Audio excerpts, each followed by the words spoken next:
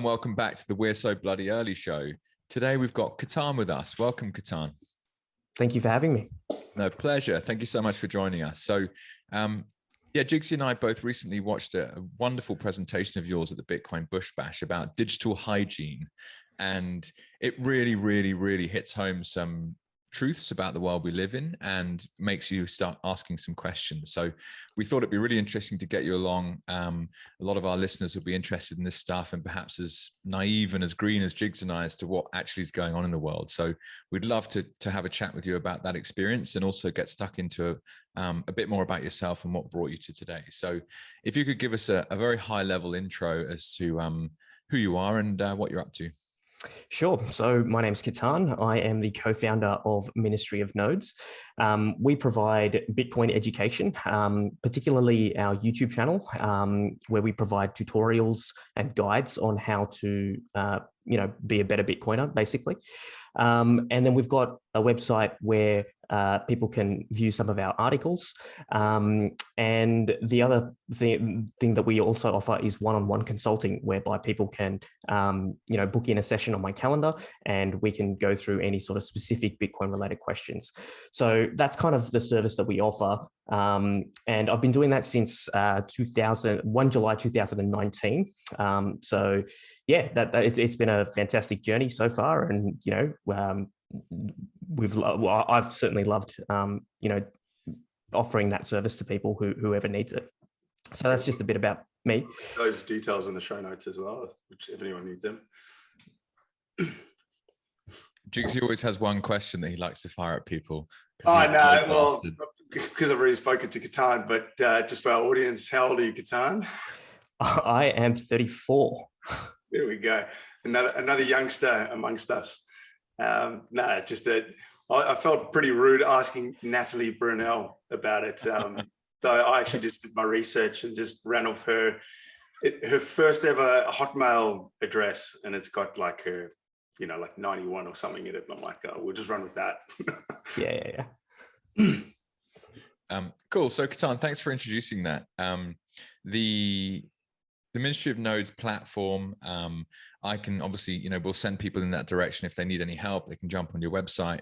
If we could take some steps backwards in time and talk about how you got to today.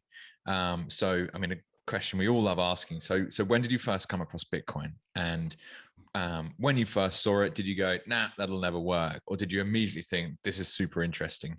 And there's probably even stories from way back before then that brought you to that point that are relevant, but just to start off there. Yeah, sure. So basically, I had a very, very good friend at the time. His name is Stefan Lavera. He is a prominent podcaster in the Bitcoin space right now. And we used to, chat a lot. We met back in high school. And basically, he used to always basically shit on the government all the time. And he would always say to me, central banking is a fraud. This is just a joke. Libertarianism is the way. And I'm just sitting there going, libertarian? What? A librarian. I know what a librarian is. What the hell's a libertarian? Come again, yeah. So that's kind of where my headspace was at the time.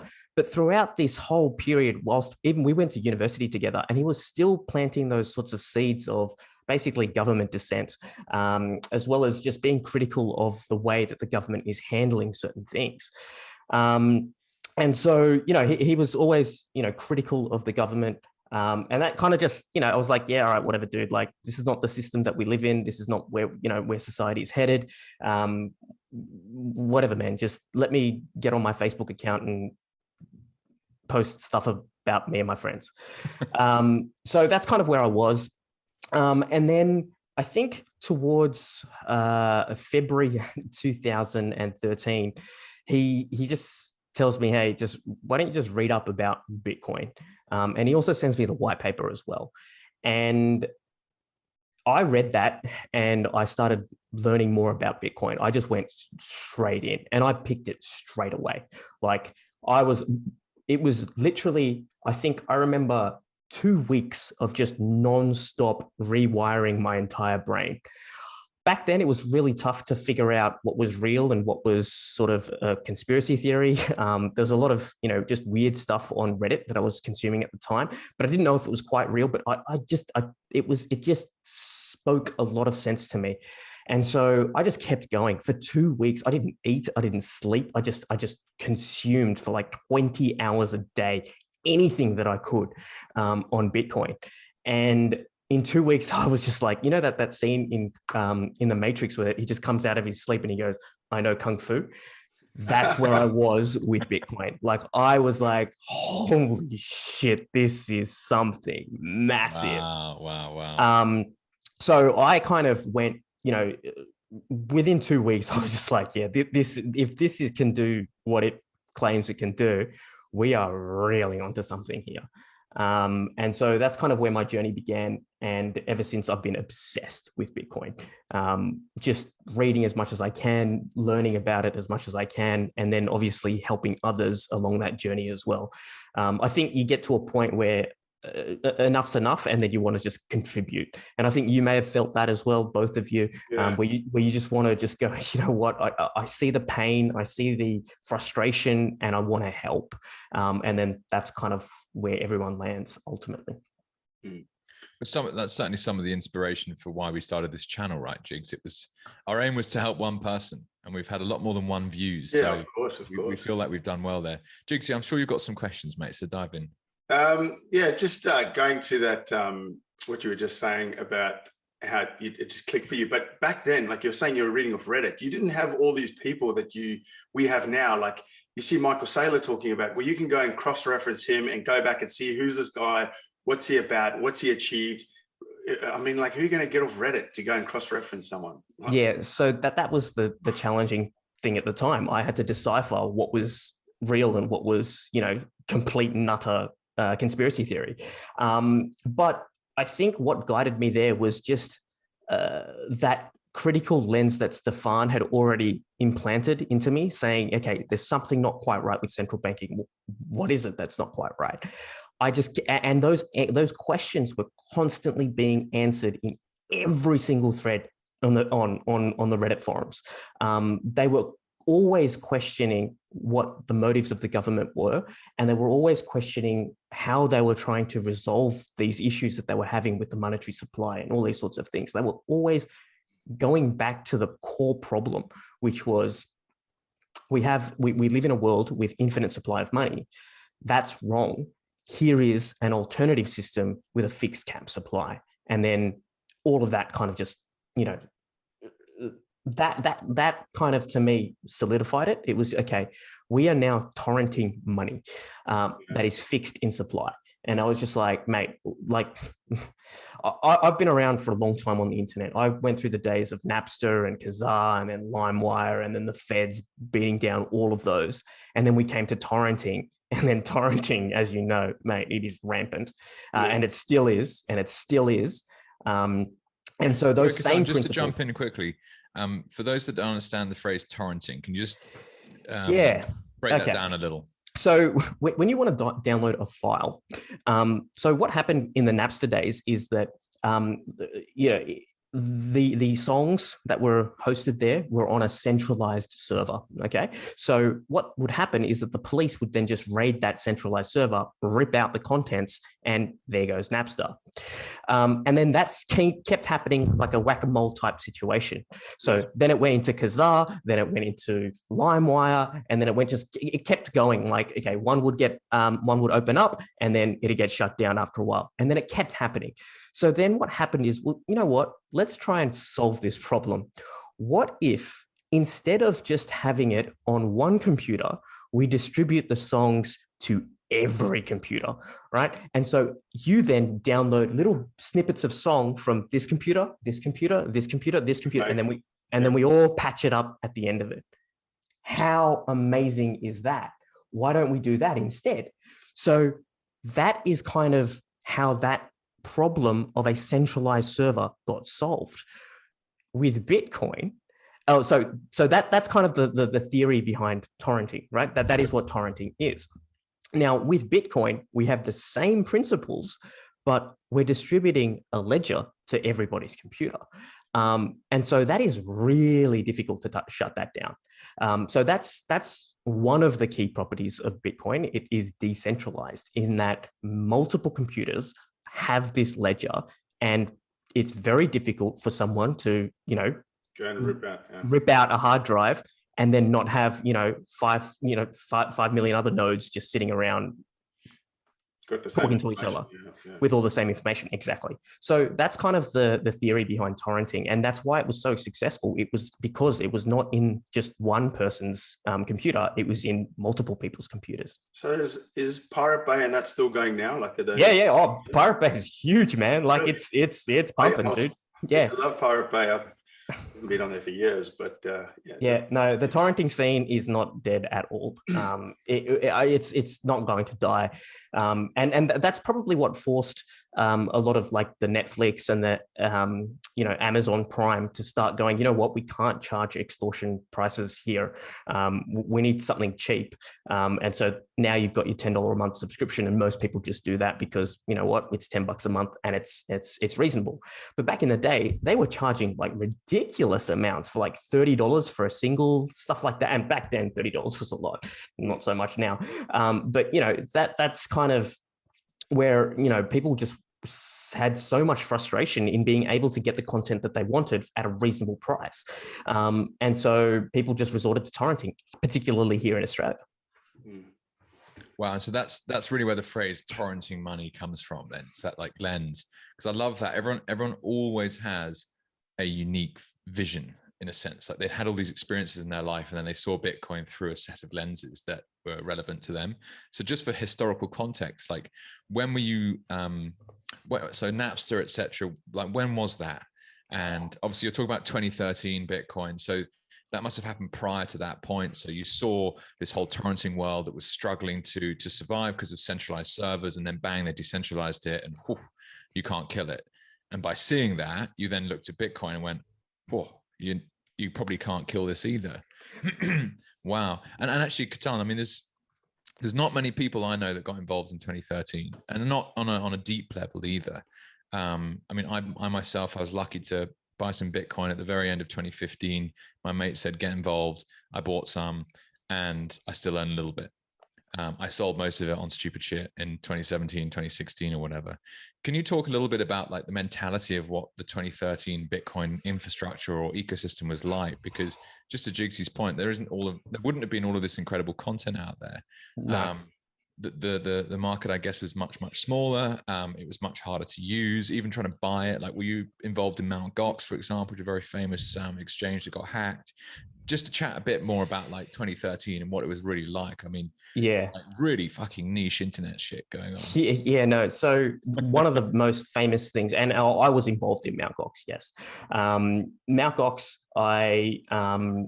that was kind of where you would go. It was the pinnacle centralized server that you had to go to buy Bitcoin at the time. It was the place to go. That was like, that was it. That's all you really had. And then all of a sudden it went down. There were other blips during that time whereby, the price just weren't matching with what's got reality. Withdrawals were being suspended for, a couple of weeks, and then it had come back again. And then what happened was it just completely collapsed. And then the price went into meltdown, and everyone starts panicking, and everyone's kind of just, on edge as to what's going on. But in that was a very, very, very valuable lesson when it came to Bitcoin. And that was to hold your own keys, right? So if you do not withdraw from the exchange, well, guess what? You now still are sitting in a lawsuit in Japan trying to get your money back. So that was $1,000 back then bought you like a handful of Bitcoin, right? Mate. Yeah. $1,000 was like $1,000 on an exchange and thought nothing of it. And that today will be worth like, hundreds of thousands. That's exactly right. So those are the numbers, and Bitcoin crept up very quickly. I remember once where it went from like, I don't know, when I first saw it, it was $36. And then, and Yeah, so that it was very, very cheap at that. Well, considered cheap, but to be honest, when I bought, I thought I got ripped off. I thought, mate, this thing's pumping, and it pumped to I think $1,200, and then it came crashing down to $200. Mate, the market was just like no one knew what was going on there. Like it was just this is a huge pump and dump. You didn't have that history. Yeah, we don't have the history. We don't have the Michael Saylors. We don't have, big name podcasts. We don't have any infrastructure. It was just literally, what do I do here? Like, I mean, do I hold on or do I sell? Like, is this a scam? Like everyone was second guessing themselves. And then there was this one glimmer of hope I do recall. And this is one thing that I think that helped me hodl at the time, and that was Andreas Antonopoulos. When this guy spoke during the 2013, 2014 days, mate, I'll tell you what, it sent shivers down my spine. This guy held it together. He understood the mission. He did not give a shit about the price. He knew exactly what we were doing here and why we were here. And he kept everyone in line. And I just hats off to what Andreas did because the way that he taught was magnificent. Even in 2019, I mean, he was my touch point as well. He was just kind of starting to phase himself out then as well. Yeah, he at the time, mate, this guy was a god. Like I've had the pleasure of shaking his hand. He was just like at that time, at that moment, he was the pinnacle for Bitcoin education. There was no second best. He knew his stuff inside out, and he was exceptionally good at teaching and articulating the concepts of why we Bitcoin. And it was phenomenal. And so that's what held a lot of people's reserve as well. So that's what kept people going. And later on, people, poor shamed. There was one particular person that poor shamed Andreas later on, and the amount of support that Andreas received by way of donations, he was, mate, he was basically made a millionaire overnight because one guy told him that he was poor, and then everyone's like, nah, dude, this guy's not poor. And everyone just donated to Andreas's address. And he became pretty much an overnight millionaire off the back of the credibility and the influence that he had at the time. He was stellar when it came to holding the line when it comes to Bitcoins, even in the events or even in the face of adversity when, prices are just absolutely tumbling. He held it together. So that was kind of the. And then there was all these there's heaps of other drama throughout the years. But yeah, I think Mt. Gox was the biggest drama at the time.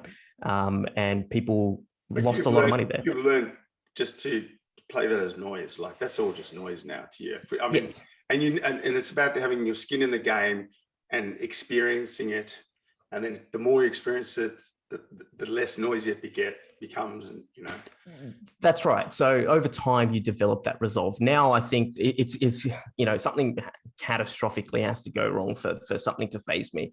But if not, mate, it's just as long as those blocks keep pumping out, I couldn't care less. That is kind of where people grow over time, but you have to be in the space for a while to get that resolve.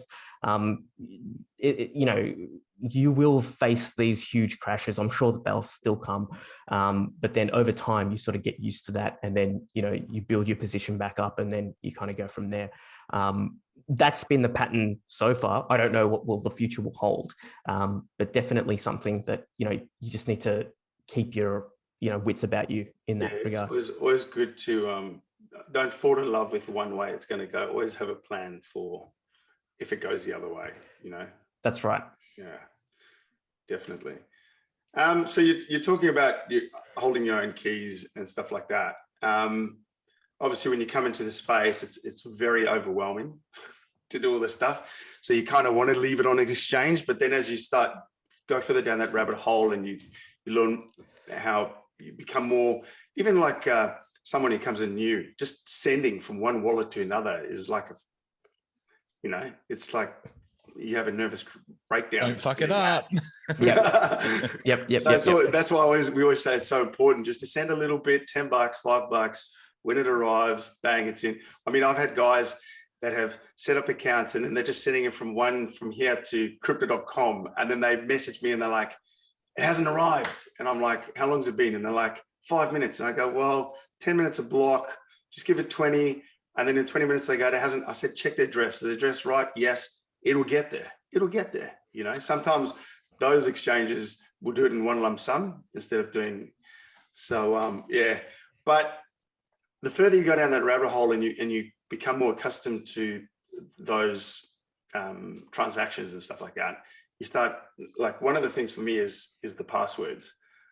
Like, how do you get around that or strengthen your passwords and stuff like that? So in terms of strengthening passwords, it really depends on what you're using. Like, are we talking passphrases or? Yeah. So the reason I ask is, like, say, for an Apple user, you've got all your passwords are saved in your Apple thing. And when you want to go and open up something, it automatically does it. Or you can go and open up passwords, Face ID, and then you do it. Is there a better way? Yeah. So I recommend the use of password managers. Now, password managers are a great tool that allow you to randomly generate secure passwords and use those for all of your online accounts. Instead of, password one with a capital P or something that you've remembered, you generate a unique password to that particular account. So say, like Netflix will have its own. Yes. And it'll change each time, or does it? No. So you generate the password once, and it saves that in your database of passwords. Okay. So Netflix will have its unique own gibberish as the password. Right. You won't need to know that. All you will need to know is what's known as the master password to access your database of passwords. Right. And then from there, you can then go to netflix.com or wherever you need to sign into and use that password using an extension. You can use the Bitwarden extension. I like using Bitwarden. I think it's a fantastic open source password manager. And from there, it will auto fill out your credentials. If we just hold the brakes there for a second. So something like that, would that operate on an iOS, or would you suggest more on Android? It does. It operates on iOS and Android. You can autofill. There are, if you go into the accessibility options in your phone, you will be able to enable that setting whereby it autofills when it recognizes that you've gone onto a particular website. Okay. Yeah, it'll recognize it and go, autofill, bang, and it will autofill for you. And that happens on Android and on iOS. Yes. Okay.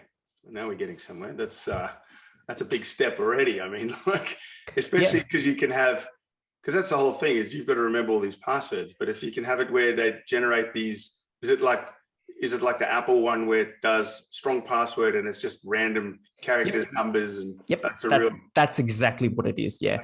Okay. It is a it's a password. It's a random password generator, and you can choose what you want, kind of thing. Like, do you want special characters? Do you want 16 letters, 32 letters?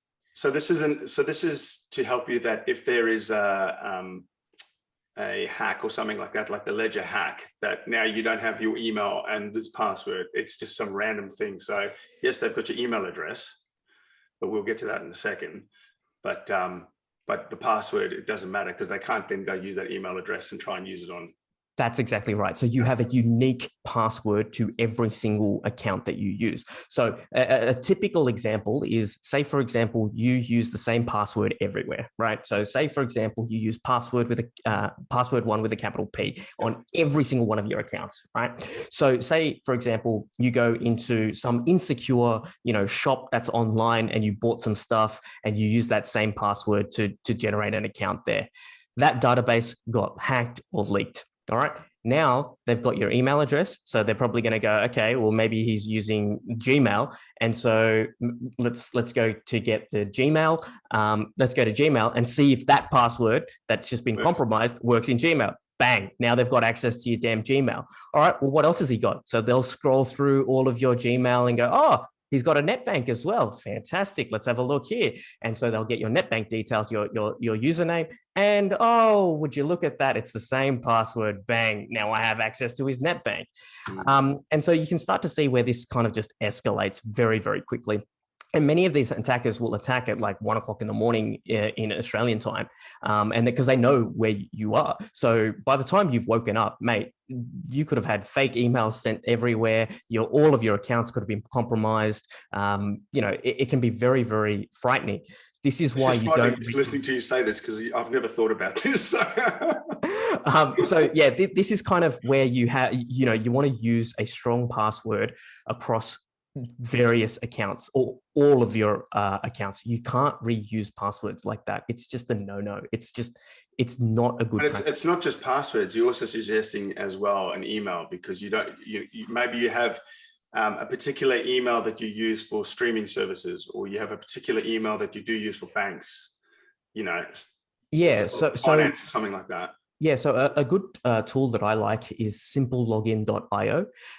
Simple Login allows you to create little aliases. So if in the event that you want to have something specifically for Twitter, then you can give them an email address that you generate. And what it will do is that email will then forward the email back to your own your real inbox. So basically you're putting an alias in front of your email. And so what that does is that protects you from your real email address. So you don't have to give away your real one. Almost like a PO box. Yeah, it's basically pretty much a PO box. Yeah, like a PO box in your everyday sort of thing. So you're still getting your mail, but it's going there and then getting directed to you. That's right. Okay. And so that's also that's an email address though, but it's not your email address. It is an email address, but what it does is it forwards it to you. And it's a unique one that only you have control over. So that is what Simple Login allows you to do. And you can generate ones for different purposes. So say, for example, you want to use it for specifically your Facebook account.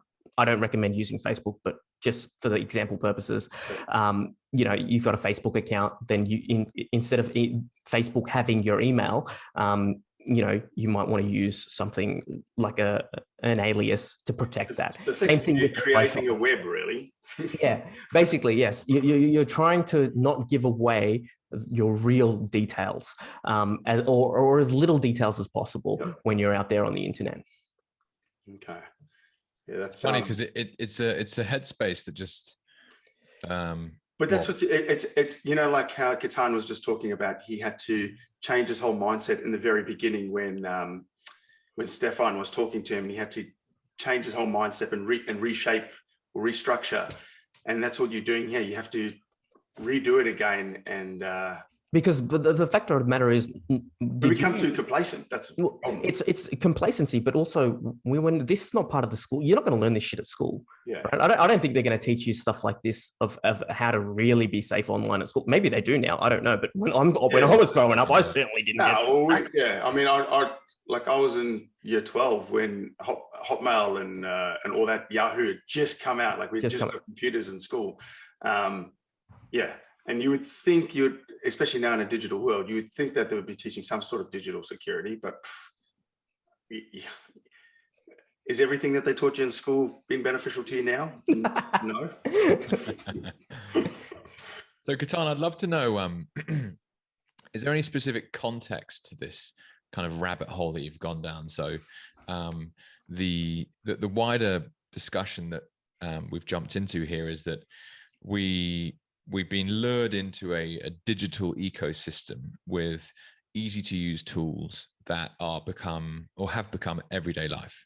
And a lot of the information that we put out online is far too easily accessible to people that can actually harm us, whether that be just with our own like identity theft, but equally actually getting into bank accounts and stealing our money, basically.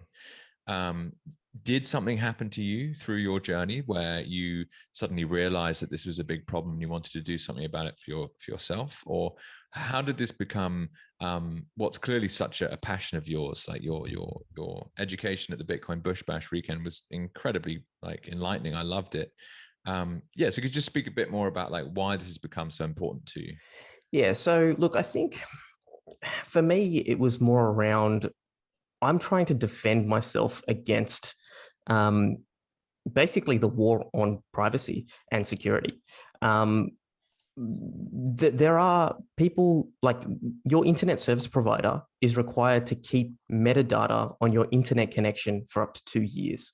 Like this is sort of stuff that's like, really? Like, did you know that's what they were doing? Like everything is being logged. Like that's the thing. An internet service provider. Yeah, your internet service provider is, well, here in Australia at least, is keeping the metadata of your internet activity of what's going on. So that's Telstra, or that's Telstra, Optus, all of them. Whoever the brand is, right? Yep, right. Aussie Broadband, whoever. Like it doesn't matter. They are required to do that. And so I just started to question, well, do they really need to know this information about me? Like, I mean, I'm not looking up anything that's sort of untoward or anything, but it's you're like sitting in your house. It's what your business in your house is your business. You know?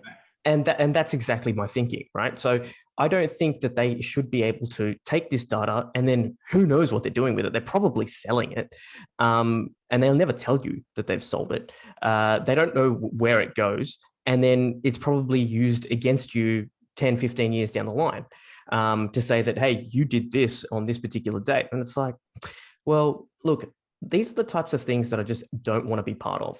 The other thing that they're doing is, now, I put up a tweet on at the Bush Bash, and it basically said that tracking data from Google has indicated non-essential shopping and recreation in one area is only 21% less than what it was pre-pandemic. Like, this is data that is like, this is data that's coming out of your mobile phone that is being used against us as citizens to aid in oppression from government. Like that's what your mobile phone device is really coming to be. And so I started realizing this very, very quickly. Bitcoin represents freedom to me in the monetary sense, but security and digital privacy, that means freedom from tyrannical, data-hungry governments and corporations who are using this data really just against you. There is no need for them to have this information, but they have it anyway. And then who knows what they're going to do with it, 10, 15 years down the track. Another example that I would also, want to talk about is your photos. You got photos of your kids, you're uploading those to the cloud. Who knows what they're doing with those images? What are they doing? Who knows? In 10, 15 years time. You don't know if, yeah, that's right. Well, even if you do read the small print, mate, like what is that? What is stopping them from changing that small print tomorrow? Not even them, Ketan. It could be someone who works for Telstra or something like that that's saving your metadata, who is in a pedophile ring and is acting, a bad actor and is doing this outside of Telstra, but taking those and selling those, online or whatever to his ring. You just don't know. What I like though is the point is we don't know. What are they doing with it? We don't know. And you should know. It's your information and you should know.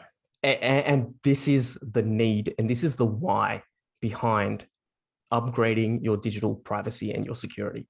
Yeah. This is it. Like you don't want to be in a situation where they're using this data against you at a later date. And it's not even, it's innocent stuff. It could, you might just think it's photos of your kids. Who cares? It's just my phone number. Who cares? It's just, public information about drugs, me. Whatever. Whatever, right? One that struck me, Ketan, was when we spoke about at the Bush Bash was how there was the Ledger data leak and people were getting emails that, wrench attacks and maybe they'd hacked the email address or their Facebook account, seeing their photos of their kids, seeing what school they go to and saying, I know where your kids go to school, blah, blah, blah. And one of the things of when you become a Bitcoiner and you become sovereign in your own bank is you need to take ownership of your own security. And if you can't secure your children and you're getting threats like that, what the other thing that you also said on there, or I think was from your presentation, was when, if they get that information and you're ordering goods and you're ordering it to your house, now they know your home address. Whereas if you've got someone like a postal locker, you're giving that buffer. That's exactly right. And that's what I should like. That's another hot tip is if you are ordering things to your, particularly Bitcoin related goods like hardware wallets or, seed material, where your metal material, all that sort of stuff. You should be using a parcel locker. They're free here in Australia, and you should be using those, or if not, a PO box, or send it to a work address. This is a better way than giving away your home address of where you're going to store your hardware wallet. It just doesn't make sense. Jake, I'll send it to your house, okay? Or you could send it to a mate that you don't really like. And sorry, Ketan, just to step back to the internet service provider problem situation that you mentioned. I'm assuming a VPN comes in pretty handy. I'm personally not using one, but this has been on the to-do list for a long time. Everything you're talking about, I just haven't fucking done it. So just talk to us a bit about how you actually action this. Yeah. Okay. All right. So there's a couple of ways to remove yourself from the censorship when it comes to these logging that's happening from an internet service provider. So you don't necessarily need a VPN to stop that. What you can do is in your settings, in your computer settings, there will be a place where you can change the DNS server. Now, typically the DNS server will be your internet service provider DNS server. But if you change it to something a little bit more privacy respecting, for example, 9.9.9.9, that will be able to circumvent some of those controls and restrictions that the Australian government has put in place. So that's one option. Is a VPN illegal? A VPN is not illegal. Okay, it is not illegal to run and use a VPN in this country. Okay, now when it comes to VPNs, right? What you are trying to do is you are trying to hide or you are trying to use an IP address that is used widely amongst other people. So you basically hide in this crowd of IP addresses, or one IP address, multiple users using that same IP. So when you buy an internet service from your provider, they assign you an IP address, okay? And that IP address is unique to you. Now, if that's unique to you, well, not only can the ISP track where you're going, but you can also, the IP address that you're pinging out to, you are pinging that IP address out to the world as you visit websites, as you do things. So say, for example, you go onto Sydney Morning Herald every morning. Well, Sydney Morning Herald can see that IP address has requested this particular page. So they know what articles you are actually interested in. Whereas if, for example, you come in via VPN, which is shared by a multitude of people, well, what data are they going to assume out of that? It's like, well, okay, a lot of people like this article. And how many? Who knows? Because it's a VPN, right? So that's kind of where this VPN sort of protects you when you go and visit websites and you log your IP address with these to retrieve services, to retrieve data from that other computer. So that's what you're trying to protect here. You are hiding in a crowd, and it makes less heuristics about you. So that's kind of what a VPN helps you to protect with. And I would recommend that you do have one on 24/7, unless, of course, there is a service that requires that you don't have a VPN. So does one of the things, I think you spoke about Proton Mail. Yep. So would you have something like Proton Mail? So you've got 3 email addresses through Proton Mail, which then use that. It was a single IO. What was it called? Simplelogin.io. Yeah. Simplelogin.io that all go into that. And then you have a password manager that has 3 different unique things to those email addresses. with your password manager that runs everything? No. So let me explain how that would work. So say, for example, you wanted to get off Google and you wanted to use a Proton mail address. You can pay for one, or you can get a free subscription. That's fine. Yeah. Now, when you sign up for a Proton mail address, you're not going to put password 1 as the password. You're going to use the password manager to then do that, right? Yeah. But when you log into simplelogin.io, you're going to use that Proton mail email address, and then in the simple login interface, you can create aliases. You can have 3 little inboxes, and you can have 5 different inboxes. One for specifically Twitter, one for specifically just newsletters that you want to subscribe to. You don't have 3 Proton things. You have simple IO. You have different simple login, simple IO things, which then all feed back to your Proton mail. So all of these will just get redirected to Proton Mail. Does Proton Mail do the VPN as well? Proton Mail does. They have another service called Proton VPN, which allows, and they're a very good provider of VPNs as well. So if you're in the market for a VPN, I would recommend 1, Mullvad, 2, iVPN, and 3, Proton VPN. These, I think, are the best in the privacy space, who have shown integrity throughout the course that I've been in the space. So I think that's kind of, those are the ones, and Proton Mail does have their own VPN. They've got a free and a paid service. They do have a free and a paid service. But what's the difference between a free and a paid service, though? Okay, so for Proton VPN, obviously they add a little bit more features to your account. So for example, right, a free account might only have 1 gigabyte or 5 gigabytes of storage, whereas a paid one will have a little bit more. You might get access to certain features. You might get beta access to certain features. You might be able to use, the bridge connection to be able to, put your Proton Mail in Thunderbird. So you get what you pay for. I mean, exactly. Hotmail, you've got unlimited data space, but they can access it whenever they want to. Exactly. That's exactly right. Yeah. And just to chime off that point, so why would you want to switch from Gmail to Proton Mail? Okay, so when it comes to Gmail, obviously they have a fantastic suite of products.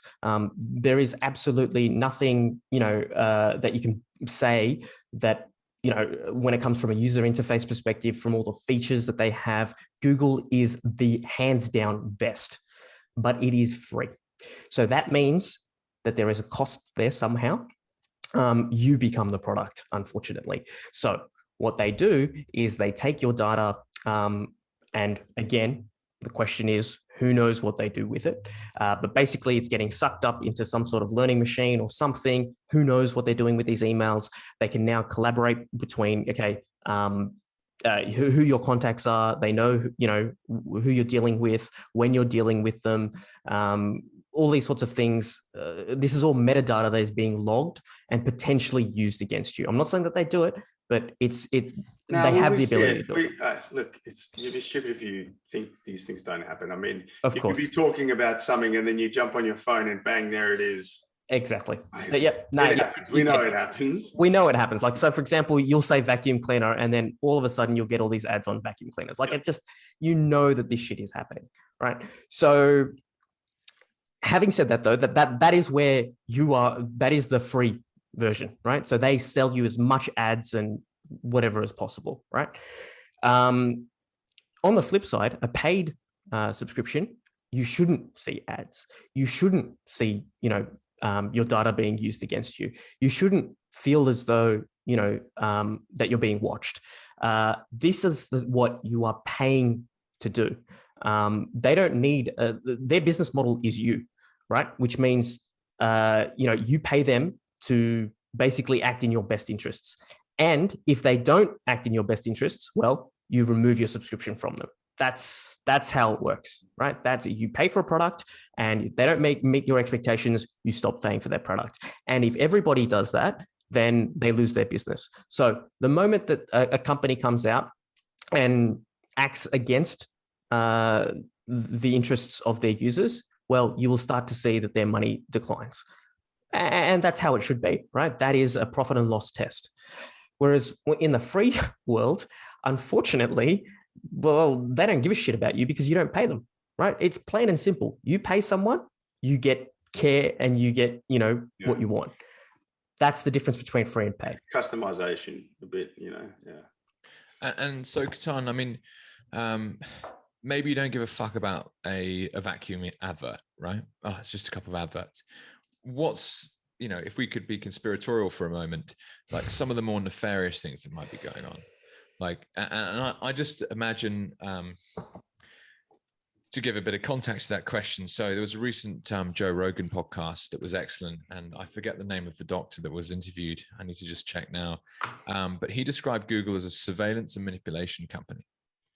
And I'd never heard it described in that way before, in that it's got this, nice, friendly logo. And so many friends over the years have worked at Google. And it's just like, they're Googlers, and it's got this like amazing dining room. They got all this food, and they got shares, and it's, an amazing startup story. The early investors made outrageous amounts of money. I went through a bunch of tech accelerators, and they're literally like, we want to build the next Google, go. And so I spent a lot of time studying how to build digital monopolies. And the funny thing is that the more I travel down the Bitcoin rabbit hole, the free and open source software community becomes more and more interesting, because it's not exploiting its users. Yep. That the business model is completely and utterly non-existent in a sense, right? They build it for fucking free. So when a world exists in that the tech titans of today are exploiting the average user that they're using and basically stealing their digital behavior and selling it behind their back, what's going on, and what should we be scared of? Is it a bit more than just adverts about vacuums that we should be concerned about? And I've tried to switch to Proton recently, and I'm so addicted to Google. It's like, it's not funny. Yeah. So I think that's I guess a lot of people are addicted to fiat in the same way that they're addicted to their, old ways of, or their old habits that they've, accumulated over the, 10 to 15 years that they've been on Google. Right. And it's a really tough thing to sort of unlearn. It's similar to Bitcoin, right? You learnt fiat and how to use it and what's going on. You've also learnt what the negatives are, and then now you've had to unlearn all of that and start going, okay, this is the way that I want to go down. And there's a lot of push and pull internally as you do this, right? You'll start to go, oh, this is so much more convenient, but I know that it's bad for me. It's this, when you want to go to the gym and you just can't get yourself out of bed. It's like, it's good for you, but I'd rather just sit here and watch TV, right? So I think that is a demon that you need to sort of battle within yourself. You know what's right and you know what's wrong because you can see it. You can understand this, right? You see what's going on, and that is something that you just have to sort of deal with. It's not just the vacuum cleaner, right? It is your freedom. It is your ability to think critically and to reveal what you want to reveal about yourself, right? Selectively revealing without them going, okay, you've been looking up vacuum cleaners, or you've been looking up baby monitors. Oh, must be pregnant. Oh, let's start pushing some agenda here. Amp it up. Yeah. Let's amp it up. There's apparently stories where Google finds out that a woman is pregnant before the woman knows. So it's the way she's been typing things into Google has revealed that she's got cravings of certain things, which means, hey, we think that she's pregnant. And then bang, all this, breast pump, and strollers and paraphernalia just starts coming up on her feed. And she's like, what the fuck is this? And then she finds out she's pregnant. And it's like, it's ridiculous what they can do, man. So, and I'm just looking back at time. So that we were messaging just before we started recording, obviously following the Bitcoin space closely. I'm really interested in the startups that are in and around the ecosystem. And Impervious has caught my attention as a web browser. Yep. And, I've looked at things like Brave in the past as well. And your commentary on Brave was interesting. You use Firefox, I believe, with a bunch of inbuilt settings instead of something like a Brave. And yep. Impervious is coming along and basically building on top of Lightning. It looks fucking cool. But your commentary was like, who knows? I looked for software that I can use today that helps me with freedom and sovereignty. And in regards to Impervious, what's actually there? So I'm intrigued as to like what your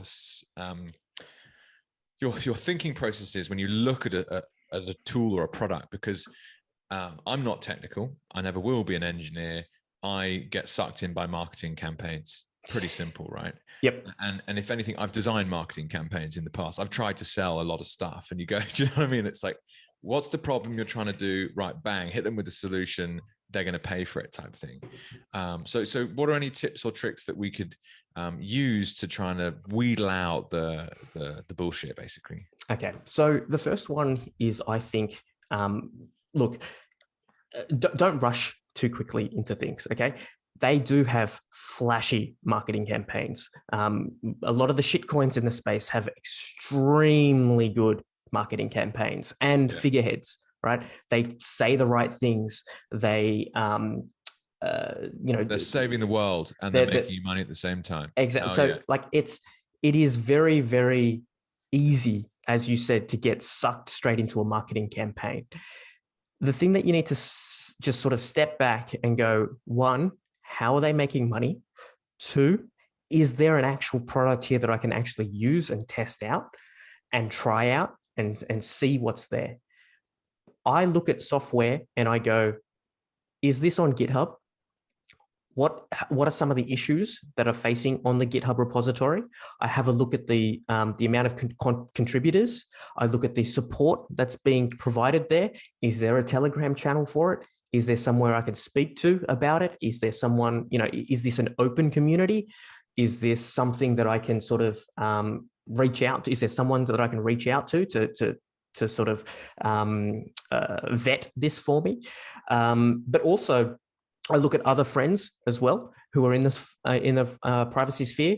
What are their thoughts on it? What do they see as red flags? What do they see as awesome, advantages to it? And I do my own research before I go, yeah, wow, they've really nailed it on the marketing here. Let's jump on that bandwagon as quickly as possible. I think it's important to take a step back and just go, okay, well, what do they actually have? What have they solved so far? And if it's nothing, well, mate, it's just words on a page so far. Let's see it. Let's bring it to market. Let's see what the reception is. Let's see what the cybersecurity experts think about it, and then we can go from there.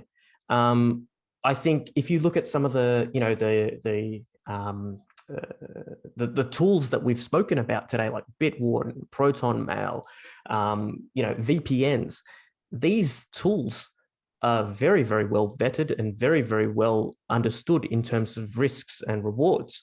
And they have certain business models as well. So you need to sort of ask those critical questions before you just dive straight into something that could just be a malicious virus. Who knows, right? Yeah, it's about having just taking that extra step, take a breath and just have a little dig around first. Absolutely. I just checked for reference, the Joe Rogan podcast I was talking about was with Dr. Robert Epstein. So Ketan, if you haven't listened to it, I'm sure you probably have. It was a very interesting one to have hit such a broad audience, essentially. I'm aware of time and an hour or so has flown by. Jigs, have you got any final questions for Ketan? No, just the other one. So obviously, we're not allowed to have burners in this country. Yes. So, and if you are someone that didn't know about Bitcoin, well, then you comfortable or just unaware that you're happy to outsource your money to a bank and they are doing the best thing by you and you're outsourcing your email and this and that and everything else. But once you get into Bitcoin, you learn about being more secure, looking after yourself. Because now you've got something to protect, man. You've got something to protect. So, and that transition you talk about, how you've got to change your mindset in that. So, like Bitcoin, what we're doing at the moment is we're building out a whole set of new rails alongside the old system. And I guess this is what you'd have to do with this is, like if you want to kind of de-Google yourself, is get a burner, like a Google phone or something like that and start running it side by side and slowly, or even not entirely move everything over, but just say like things that are of value to you, like say your Bitcoin wallets and if you're moving in and out of exchanges or whatever, that you're doing it on something that's more private and say your photos as opposed to, and then as you get more comfortable with it, well, then you slowly transition off. It is very daunting, and you are having to rewrite a book. Yes. Yeah. I'm not going to lie. Transitioning away from Google is a tough thing. For example, Google Maps, right? I just don't think that can be replaced. Like the best Google engineers are on Maps, updating it 24/7 for like speed cameras, and like I don't think you're going to get better. Like traffic. Like you jump on and you're going up. Look, I've driven this road 1,000 times down to the beach house, but I want to make sure that I'm not going to get stuck in a traffic jam or something. And Google knows, right? Yeah, Google knows. They have the best software and engineers available. But again, you can use it in a more privacy-oriented way. You don't have to use it with your Google logged-in account that has all your emails on it and everything, right? You can use a burner Gmail, right? You can use a spoofed phone that does this, like, for example, Calyx OS, where, all this data, they don't have to know everything about you. They just know that you're a user and that you're using their service. That's it. So these are some of the things that you can do to sort of de-Google, but also just putting up obstacles, really, just to make it harder for these guys, that if they do get these login details at 1 o'clock in the morning, they can't just, it's a free login for you. They've got to go through this gate and through and everything. You've got to make them work. That's right. Yeah. It's a lot to get through, but it's a starting point, definitely, to start thinking about, especially when you become self-sovereign and you've got to start putting up defenses yourself, because you are the defense. You don't have the banks that we all thought was looking after our best interests. That's right. Yeah. That's exactly right. It's a very good, it's just an incredibly important subject to be talking about. Absolutely. And it is not talked about enough. Ketan, I just want to draw back to someone you mentioned earlier, which is Andreas Antonopoulos and his influence on you as a teacher. Ministry of Nodes and what you're doing there, you're teaching, you're giving back to the community in some senses. So I applaud you for that. Thank you very much. I hope hope we get to spend more time together in the future and learn much more about what you can teach me, because God, I said it in the Bush Bash. I put my hand up as I'm addicted to Google. Like, I'm so far off the pace. And I think I made a joke as, can I do this in 2 days? And like the whole room just laughed at me. Like, forget it, mate. It's not happening in 2 days. No, definitely I'll be sitting there with my popcorn if you're trying it in 2 days. Well, Ketan, thanks so much for joining us. We really appreciate your time. Thanks. Thank you for having me. Yeah, it's the Bush Bash was just an amazing experience. We've definitely felt like we found our tribe and like-minded people, and Jake and I always bounce off each other, because we're so relieved that we're going through this journey together, and we have someone else to let us know that we're not mad, and we're not. And then there was a whole room of other people that weren't mad as well. There was a whole room of other people that we just felt like we're all family, and we were all on the same mission. So it was pretty cool. We chat about it a lot on the way home. That's good. That's good. I'm glad you found a space where you could feel a little bit more comfortable than, where you're at in normie land. Awesome. Well, Ketan, thanks so much for joining us. Thank you. Cheers.